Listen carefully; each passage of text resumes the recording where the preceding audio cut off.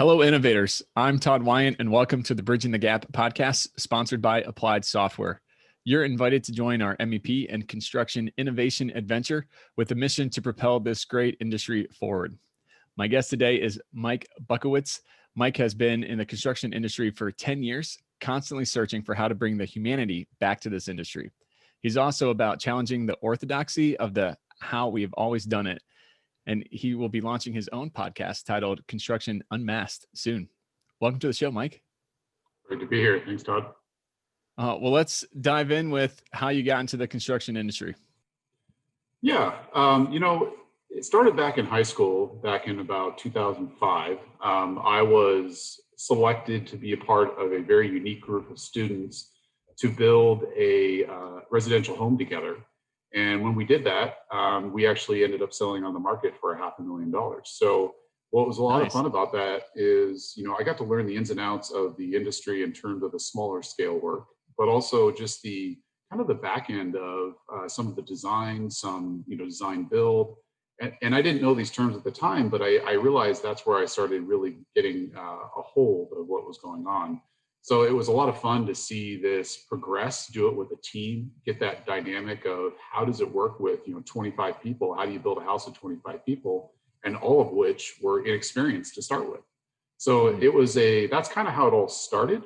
And then it progressed from there in terms of my education as well as the internships that I followed pretty close to.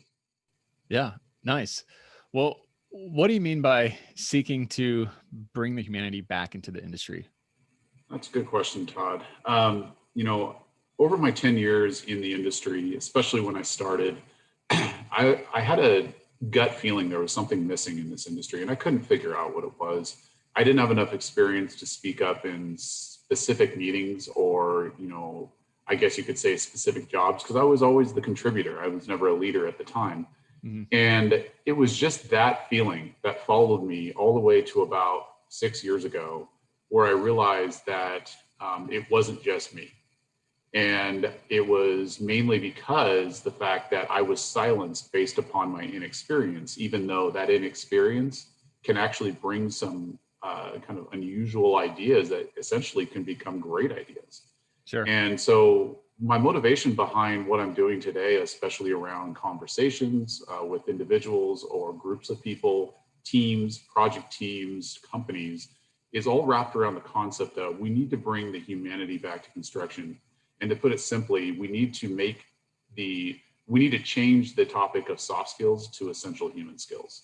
Mm-hmm. And that is something that I've been trying to do for the last 6 years. I'm continually trying to not only preach it, but practice it so that I can ensure that people can see the other side of construction and what actually needs to happen. Mm-hmm.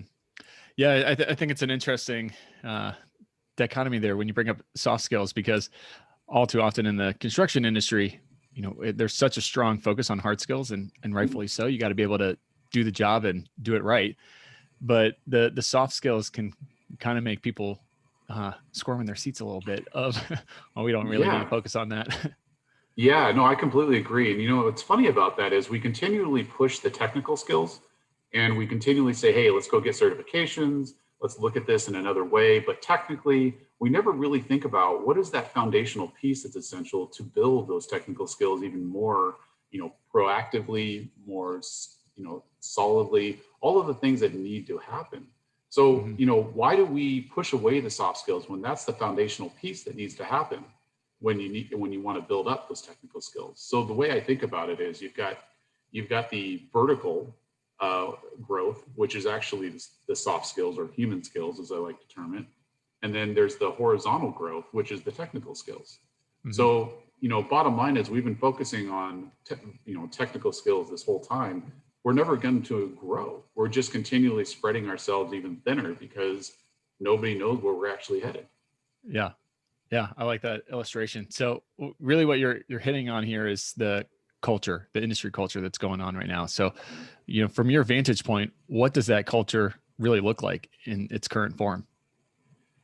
I can't speak for everybody, obviously, because everybody has a different experience in this industry. What I can tell you is the thematic problem that keeps showing up is I guess you could say they're ignoring the possibilities that could happen if you just take time to understand the culture that is needed. Mm-hmm. And I think that's really the challenge that I want to continually push forward to people and kind of get to their foresight. Because bottom line is, we continually say, go fast, go hard, go as cheap as you can, all these things, scope, schedule, budget. We keep pushing and pushing on these things. However, how do we actually influence those so that they are not the, on the forefront of everybody's thought? They're more focused on, well, wait a second, that's a product of what people can do.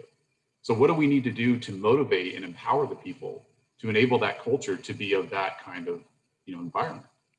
So that, I think what's really missing is we're still on this trend of reputation and profit margins rather than empowering people and focusing on how to develop our people to deliver on those products that are essential to keep businesses moving forward. Mm-hmm. One of the things you said there was the culture that is needed. What ideally does that look like to you? I think it's a people first culture. And that's something that I say to a lot of folks. And I'll kind of give you a little bit of an explanation around it is we first have to put people ahead of our products and our results. Mm-hmm. Reason being is if you look at any software firm, any tech firm that's just exploding right now, especially around these uncertain times, the one thing they have is an understanding of the direction they're headed. So kind of taking from Simon Sinek and from Patrick Lencioni, you really have to start with the why. And the why is not what we do or how we do it. It's why we do it on a daily basis. Why do you get out of bed and get motivated to go out to the field, go out to the job site, maybe even to go into a really difficult conversation and say, hey, this is for the greater good. Mm-hmm. You have to have that motivation, and it's different for everybody. The why is not something that everybody has and it's the same and everybody can get on board with it. It's a determination and a definition based upon your central values. So if your central values don't align with why you do it, you're essentially just coming to work to do a job. And that's not what we do in the construction industry. We're changing lives left and right on how we live in an environment. So if we're going to do that, we first have to take a step back and understand what's your personal motivation and how does that space actually reflect that feeling, that understanding. Mm-hmm. That's something that, not a lot of people have an opportunity to do. And I want to give that understanding, provide that understanding, uncover what is it that actually motivates people, because that's what's going to drive this industry forward. And that's what's going to get us out of this 100-year trend of that's how we've always done it. Right. So to play devil's advocate for a moment, why should firms really focus on people when at the end of the day, building the building or, finishing the project, that's what is making money, not focusing on people? So what would you say to those firms pushing back? I would say, let's flip it for a second. Let's go back to when you were a project engineer or an intern at a construction company. How did you feel when you were just the kind of almost the laborer in essence, or the, mm-hmm. The person that would make the coffees or make copies or whatever it might have been? How did you feel? Were you valued? Did you feel valued? Did you feel like you could contribute? Did you feel like you could speak up? And I want them to tap into that emotion and then ask this question. Do you want anybody else in your company to feel the same way you did when you were an intern and a project engineer, the lowest man on the totem or woman on the totem pole? Mm. Would you? And that needs to be the central piece of the people first. You have to start with your personal experiences. The way in which this world's formulating, where we've got the exclusion conversations happening all over the United States right now, and not to bring politics into this, but it's a very interesting conversation where we need to really look inside ourselves and say, when did I feel like that before? How do I reflect and how do I respond to that? Mm-hmm. And if we can do that and start with that self-actualization, that self-realization, that's where we need to start. It's not about who's doing something wrong. It's not pointing the finger, right? You got to turn that finger around and go, what am I doing that's not contributing to this or is contributing to this problem? Mm-hmm. And how do I change that to create that ripple effect around the people and circle of influence so the folks around me see how it's supposed to happen and not continually be told how it's supposed to happen? Yeah, for sure. So, that's really going into conversation styles and skills and how we should talk to each other. So what should that conversation be like? Like, how should we think about interacting with each other on the job site, whether you're the intern or you're the, owner? Well, the conversation should be the same. It should be absolutely the same in terms of how you approach a laborer on site or a union worker, or how you approach the owner. It shouldn't be different. That's the problem right there, is we've got this hierarchical approach that essentially locks ourselves up. Mm-hmm. It puts ourselves in a position of saying, well, we are not capable of having a real conversation. One of the biggest things that I learned being on the owner side was the contractors being so hesitant to tell me the truth or to tell me what's actually happening on site. And so I can't tell you how many conversations I've had with different contractors where I say, listen, I'm not going to put you out there and run you over with a bus. I want to help you achieve this. This is a team effort. So you need to give me a chance to help you. You need to give me a chance to say, hey, it's not your fault, or hey, we're in this together. We're going to have to figure this one out. Right. That's really the challenge right now, is we've got this weird dilemma that everybody needs to treat the owner as if they are the I don't know, you want to call it the everlasting customer. The problem is you also have to be a good customer. You have to treat people like they should be treated and deserve to be treated. So Right. That's really where that human side comes back to it. Yeah.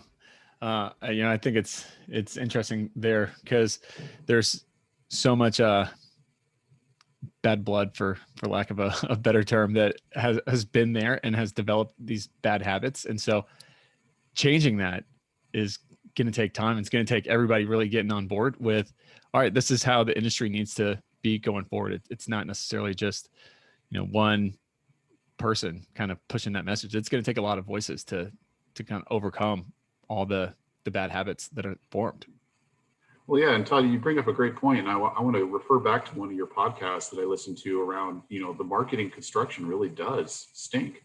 We don't do a good job with getting the word out there about how great it can be. And I think You're absolutely right. That marketing is a tool that needs to be utilized to get this next generation on board with how things should be done, not how things were done.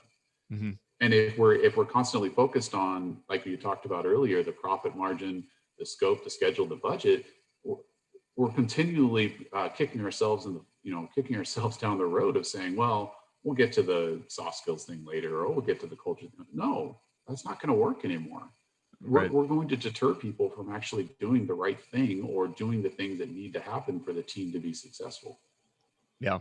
I was just talking with somebody the other day about mainly on the technology side of how the construction industry is going to look drastically different in the next 10 years with all the content coming in, and relating that back to all this change going on in the industry. Now is really the perfect time to focus on culture and soft skills. While you already are being disrupted, you already have all this influx of technology that is making it easier to collaborate. It's making it easier to communicate. It's lowering those barriers and breaking down those silos. So now is the time to focus on culture, build that great foundation that you can then really use as a springboard as the industry evolves and changes over the next 10 years. Yeah. So I have to ask you, Todd, what do you think is the first step, like the first baby step that needs to occur to get that conversation started? I'm just very curious on your perspective on that. I think having these conversations is huge to spread the word that it's okay to talk about soft skills and in the construction industry, because for some reason that seems like it's a taboo topic, and like you got to put it over in the corner, and not everybody's going to want to hear this conversation. And that's seems silly to me that there's that stigmatism against soft skills. So it's really getting more of these conversations and pushing them out front and center and getting more people engaged in that. And then it starts to, people go, oh, I can talk about that. I think it's interesting. As I have these conversations, I find that there's this deep hunger for people throughout the entire industry to have these conversations. Nobody wants to be the first one to have it, though. And so people have to step up and start talking about it. I absolutely agree. And I think, I want to add on to that. And that's great, Todd. I really appreciate you saying that. It makes me kind of fulfills me a little bit because, we don't get to talk about this, and there's not a lot of opportunities to do that. And whenever there is an opportunity, we avoid it because it's too hard, right? We're going back to what we've always done. But I think the other thing that is missing right now is we also need to take time to understand and change the terminology. Because, if we're continually talking about soft skills, there's going to be that, like you said, that taboo, we don't need that. But if we say, what about the professional human skills?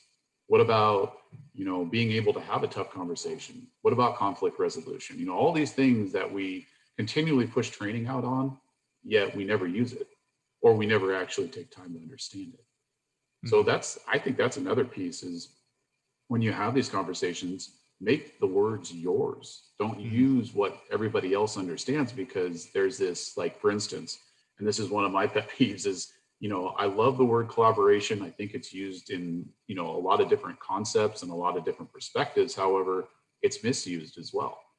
Sure. And continually, I have to correct people saying, no, collaboration is not picking up the phone and telling somebody what to do. Yes, in the essence of definition on Webster's dictionary, sure, yeah, that you're collaborating. But guess what? Collaboration is not necessarily what the answer is. Integration of some degree, or syncing, or whatever you want to call it, has more of a direct concept of, hey, you have to connect with the person and listen, actively listen and understand, so you can actually get what you need, and they also get what they need, and feel like it's a productive conversation.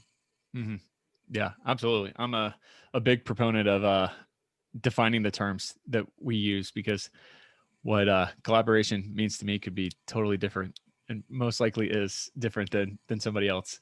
I always laugh that even on more technical phrases and terms like BIM, you would think there would be a agreed upon definition of what BIM is. And yet if I could ask 10 people what BIM is, and I would get 15 different answers. Right. It's funny to me. So the impact of words can't really be overstated. In your mind, how does one word really, how can that impact a conversation? I think it can change the dynamic as quickly as, any kind of tone or maybe an emotion that comes out. People are prone to show emotions, even in the professional workplace, and it's getting more and more acceptable because we are people, right? However, when these conversations, especially around things that might be challenging, become more challenging because of a word, we tend to back off and go to where we're comfortable, which is either just completely stepping away or ignoring the fact that it needs to be talked about. I think one of the greatest examples that I had that really was fascinating when I was talking to somebody about this previously was the fact that when people say, somebody asks a question and somebody says, I'm too busy, my first reaction emotionally is, you don't care. But maybe their reaction is, I'm actually too busy, but I'd love to have the conversation. So the issue with this one word concept is the fact that we don't explain what we mean by using the word, like you said, defining the term. Because when we use, coming back to collaboration, when we use collaboration, you'll have to kind of give some context, give the why. It's coming back to all those basics of what humans need to feel like they're part of the conversation. So that one word, and I always say this to people, that one word, whether it be I'm too busy, or this is how we've always done it, or even just basically no, that's what drives most of the orthodoxy, because then you go right back to what you've been doing and there's no exploration of what could be. What if, right? That's always what I ask. What if? Because there aren't any stupid ideas. It's just we don't explore the ideas and they become stupid because we have a predisposition that doesn't allow for it to actually flourish. Yeah, I agree with that. I think it's interesting and funny that you use the example of I'm too busy. That's a huge pet peeve of mine. is when people say I'm too busy and that's all they give, because I want to send back, like, we're all busy. Like, that's not an excuse. Give me more than just I'm too busy. That doesn't count. But I get that all the time, and it drives me crazy. Yeah, I'm right there with you. And one of the things that I've been working really hard on myself, and and I'm not good at this. I constantly have to check myself on, okay, what is the tone of this email, right? Mm-hmm. Because, I'm a very external person. I can show emotion. I can engage with people, and it's a one-on-one thing. However, I'm terrible with tone and electronic stuff. I'm terrible. Like I've been told I'm terrible. But one of the things I try to do is I try to give a little bit more, right? Kind of what you were saying, where if I'm saying, well, I don't know if I can squeeze that in. However, here's some options I think might work in the near future here that I can help you with. And Right. what that tends to do, it opens the door to not, just say no right off the bat, and then it just shuts down the entire conversation. If you give this kind of an insight of like, hey, I'd like to understand this. I want to give you space, right? I want to give you that time so I can understand how I can be of assistance. That's when things start moving forward, even if you're not solving the problem at hand. Maybe you're going to be ready to do the next one, right? I think that's something that a lot of people have a hard time with, including myself, because we're all focused on what we need to be doing in front of us instead of looking at the bigger picture. Yeah, for sure. Well, and tone in an email can be so hard because you're writing it with one very clear tone in mind, and that can be read 1,000 different ways to somebody else, depending on what they're going through or what they just read or what they just did. There's a lot of factors into that. It is. I challenged one of my projects recently, and it's just kind of a fun one where I said, here's the moonshot goal. We're going to have 0 emails during this project. And everybody kind of looked at me like I was crazy. And I was like, why not? We've got Microsoft Teams chat. We've got weekly check-ins. We've got a phone. So one of those 3 is going to be a great option because it's a continuance of conversation rather than a broken up pieces of conversations and emails, because then you don't get the context, or you get this, like you said, misread tone. Yep. Then people just shut down. So why not have this continuing dialect that enables people to say, I know about that problem because I read this and I was tracking it. Now I can actually follow what's happening. And I understand why this person's angry because they didn't get what they needed a week ago. Right. So it's just keeping things clear and transparent and keeping people in front of the problems, because we continually are in a reactive mode in construction. And unfortunately right now, this economy is making us even more reactive, right? Because there's so much uncertainty. Well, what if we could become more proactive in the discussions and conversations with people so that humanity can be brought back and you can actually work as a team to solve problems rather than pointing fingers? Yeah. So headed into the new year, if I give you a magic wand and you could change something about the industry, what would that one thing be? That's a great question, Todd. And I don't believe in magic wands, first of all. I don't think there's a one-stop solution for any of this. But I think the one thing that could be really interesting to see is the full adoption of just basic electronic and digitization. And I'm not even talking about some of the Autodesk solutions that have come out. I'm not even talking about BIM or modeling or the cloud solutions. I'm just talking basic solutions such as defining the utilization of communication electronically. Because one of the things I think we struggle with as an industry is we consistently are within the same space, such as job trailers, offices, meeting rooms, conference rooms, anything you talk about, but we don't actually, we aren't separated very often. And I think that was something that I believed in for a long time, where I thought we were able to continually have that dialogue within a group. But the problem with it is that we can't do that anymore. And I think I was accepting of it immediately. I was like, well, we got to make this better, right? So I think having that opportunity to practice and to understand what is important to them, and how do we create an environment and psychological safety to enable that conversation to happen around the uncomfortability of electronic conversations. I think that's what needs to happen. And that's what I would love to see, the basics of that, so that our conversations around technology, contact, digitization, workflows, cloud-based systems, they'll flourish, because we're going to have that foundational piece to say, hey, we already know you're uncomfortable. We understand this is hard for you, but we want to help you understand how to become better. And we want to help you understand that this is a technical skill that anybody can develop, but we need to have that horizontal or that vertical growth that enables you to actually be able to build on that technical skills. Yeah, interesting.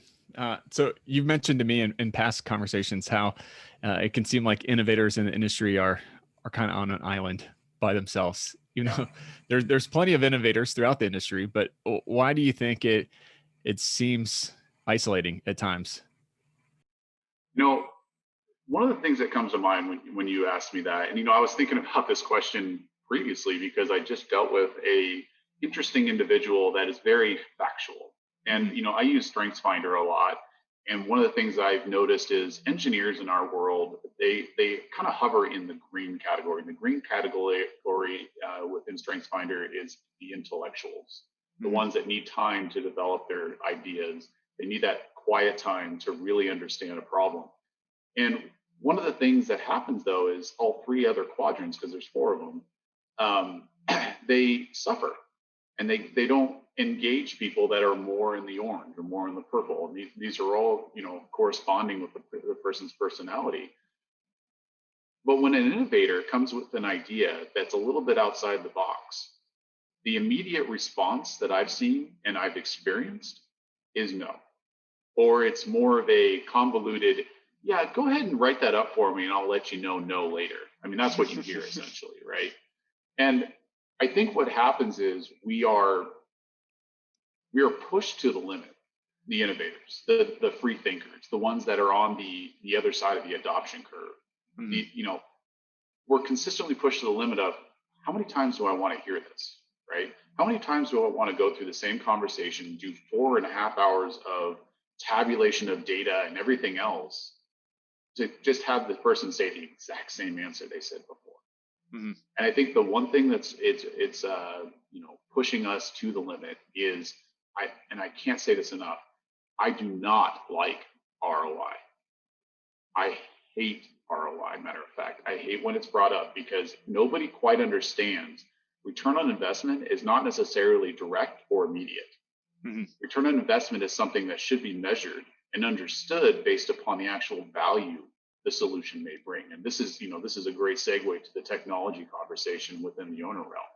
Yeah. It's the same idea where they're continually looking for immediate ROI, and you're going, guys, the KPIs on this is really what's important. How you measure what you're doing is what's important. So if you're investing, it's like saying I'm going to invest money in a CD and immediately have return on investment plus interest tomorrow. Nobody knows that. So we need to make it a norm. You need to have people understand this is just like putting your money in savings, where you're putting it into a product that's going to provide value and you're gonna see savings over time. Right. And that's where this training comes into play, is we have to enable ourselves to understand the different personalities, the different conversations that need to be had, and to even ask, why are you uncomfortable? Is this working for you? If it's not, then pivot. There's nothing to say that any technology can't be altered or customized to make sure it works. You don't have to scrap the entire idea. That's the beauty of technology, is we have the ability to adapt, and it can adapt fast, and that's great. But unless we're willing to have those conversations around what does it actually mean and why are we using it, then we're never going to get past it's not giving me money tomorrow, so why would I ever pay the money today? Right. Yeah. I always like to tie innovation to redefining failure, and failure in the industry has such this big heavy weight, and it has so much power. We can't do that because it might fail on this project, and then we would blow all of our margins. But really, failure is not trying. It's not what we typically think of failure. It's if you're not trying to do something new and trying to create better efficiencies and streamline better processes, you're already failing. You're not aware of it, but you're not getting better. If you're not getting better. Yeah. So I want to ask you something, going back to our conversation a little bit earlier. How would you change that term in order to have that conversation in a more open environment? Because to me, when you say failure, it instantly puts in that reactive chemical that's the fly, the what is it, fight or flight. Yeah. And everybody's usually like, sorry, or the ones that are in the field are like, oh, I'll fight you over that. Those aren't words Right. that I want to hear, right? So how would we redefine that term? What would be a way that we could do I think it's a really interesting and tricky thing, and I'm trying to work it through myself. I don't have a good answer for it just yet, because even in my definition, my setup of it, you might have heard some of my own hesitations of saying the word failure as a achiever and wanting to get my gold star. I hate even saying the word. So I think it's the converse of it, of success is trying new things. And so you go about it in that way and not down the failure track, because failure is so just intrinsically ingrained in us as people that to not like that.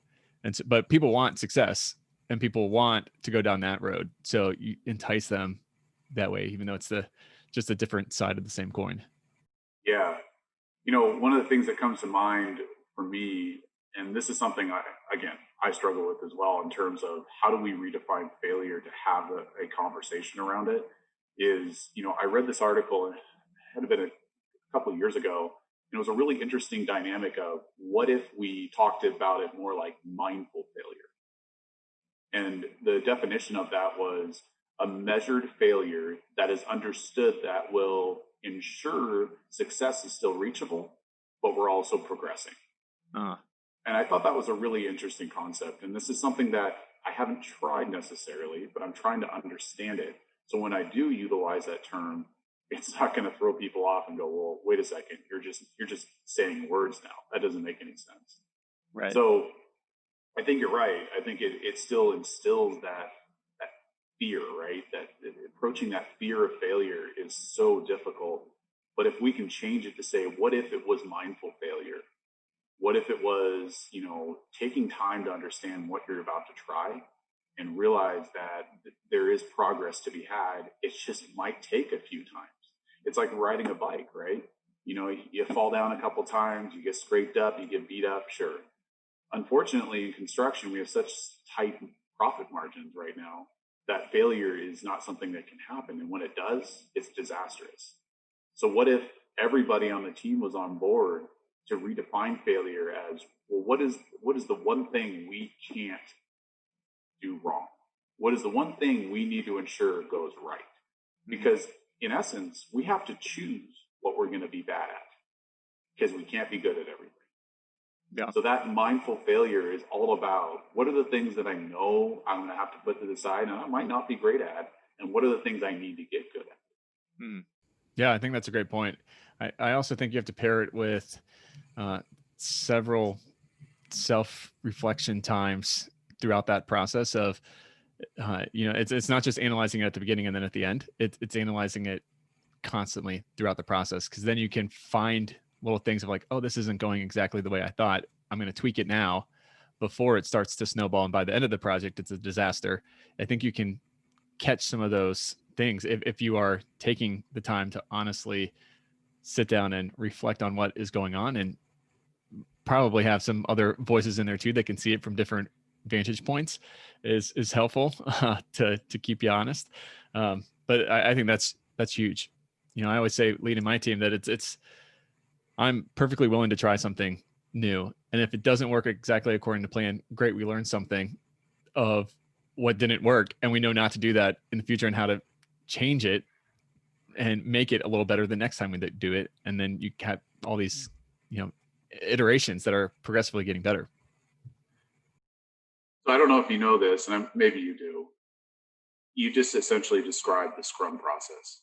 Yeah. Or the sprints, right? And that's something that, a realization I had about 2 years ago, and I wish I had it about 10 years ago, to be honest, was the integrated project delivery process is essentially modeled after the Scrum process. And software's had it right since the 90s. That right there is what you explained is the retrospective. And, I'm trying to insert these terms that the Agile project management utilizes. And one of the things that we are struggling with is the fact that we can't actually use the terms without getting kind of scowled at. because everybody says, well, that works for software. It may not work for, something else. It may not work for a process that has been around for years. So one of the things that we need to look at more in depth is, how do we integrate those processes that have worked for people but are more adaptable? Because if we don't do that, then we're not going to have the ability to actually progress like we're talking about. We're not going to have the bandwidth to see what's possible inside the industry that needs to change over the course of the next 5 years, if not 2 years, because everything's changing with it. Mm-hmm. Yeah, absolutely. So how do you go about amplifying the voices of innovation? I think the first thing is celebrate small victories. I think, giving people a place to try new things and not scoff at the idea immediately. You need to give them that opportunity to try and to experiment. I know that times are tough and times are tight in terms of how we deliver projects, but with this specific time, just as you said, Todd, very well, is we have the moment in terms of everything's changing and we can't avoid it now. It's here. Future is now. And if we give that opportunity to those that are ready to change with it, that's when this empowerment is going to take us over that hump of adoption, of adaptation, and of agile mentality. Because if we can get to that point, we're going to enable people and the next generation, which I'm very focused on and trying to empower, we're going to enable them to do great things. And the technology alone, since, the generation coming in is going to be very adaptable to technology, even more than myself and probably yours, is we're going to see this take off because people are going to be so attuned to it, and it's going to be just very easy to utilize. So we really do have to empower and give that space, that psychological safety for folks to actually speak up, say what they need to say, and give them a chance to try. Because unless we're going to do that and give them that opportunity, we're going to continue down this path of orthodoxy and unfortunate failures. Mm-hmm. Yeah, absolutely. What's the baby step there to start moving in that direction? I think it's just, I preach this a lot over the course of a lot of conversations, but one of the things I was thinking about is, I always say one small thing. And that one small thing can be as simple as a basic conversation one-on-one. So I don't think it's necessarily there's this huge process or this book you need to read or this life-changing event. I don't think that exists. I think what needs to happen is folks need to take a second, think about what is a one small thing that I can do with this individual or this team that can enable them to try something and feel like hey, we can do this. So, whether it be a conversation, whether it be like maybe a team activity that enables them to open up a little bit more, even just getting to know each other a little bit better, that's going to change the course of where we're headed right now. And if we do that, like I said, each individual that's listening to this podcast today, each individual just tries that one small thing that they've been afraid to do for the course of the last 10 years. Mm-hmm. There you go. There's the ripples that are going to affect so many different people across the United States, across the world. And that's what's going to enable people to make this change stick and to progress and to grow. And that's what's going to essentially attract that next generation to not only change the course of this industry, but change the way technology is used for innovation within construction and industrialized construction as well. Yeah, that's awesome. I love the one small thing mantra. That's great. Thing. Nice. I'm going to use that. That's great. Please do. So how do people get a hold of you and find out more information? Well, I'm always on LinkedIn, Mike Buckiewicz. You can find me on LinkedIn. I'm constantly on there trying to promote your stuff, Todd, because I really love it. A bunch of other folks as well. But you can always email me at buckiewm@gmail.com. We'll have the Construction Unmasked podcast coming out next year. Really looking forward to it. We're going to be pushing out some topics such as what we talked about today and more. And it's mostly just to have more conversations such as what you're having within yours. And, I want to say, Todd, before we end this today is, I was losing my motivation and my I guess you could say, just the passion I had for construction going into this industry. And when I got to listen to your podcast the first time about 6 months ago, I rediscovered it. So I hope that people that listen to this today can understand the impact you're having, and we need to continue doing this. We can't let this go. This is so important to have these conversations so that folks feel like they have a moment to talk about what's meaningful for them. Yeah. Well, I really appreciate that. That's very, very honored for that. I'm having a blast with these conversations. So it's yeah, I think putting the spotlight on the industry and where it's going, and the potential here is super exciting. So it's Absolutely. gets me all fired up to talk about it. I love it. So last question for you: what does innovation mean to you? I love this question. Innovation means so much to me, but the one thing it does mean is change in real time. And reason why I say that is it's about being comfortable, being uncomfortable in every moment of every day, because innovation is not about being comfortable. It's about actually growing. And if we are to grow, we have to be uncomfortable. And being uncomfortable inflicts pain upon the egos in which we have developed based upon what we think we know. Yeah. So if I could encourage one thing for everybody out there right now, stay curious. Stay curious, ask questions, be open. Because if we can do that, and that one small thing to start us off, that would change the way innovation is looked at in this industry. Yeah. Well, you're just full of good one-liner phrases. One small thing, and then the be comfortable with uncomfortability. I like it. I can't take credit for that one. That's been out there. I just utilize it because I love it. Well, that's great. Well, thanks so much for joining us today, Mike. Really enjoyed the conversation. My pleasure. Thank you, Todd.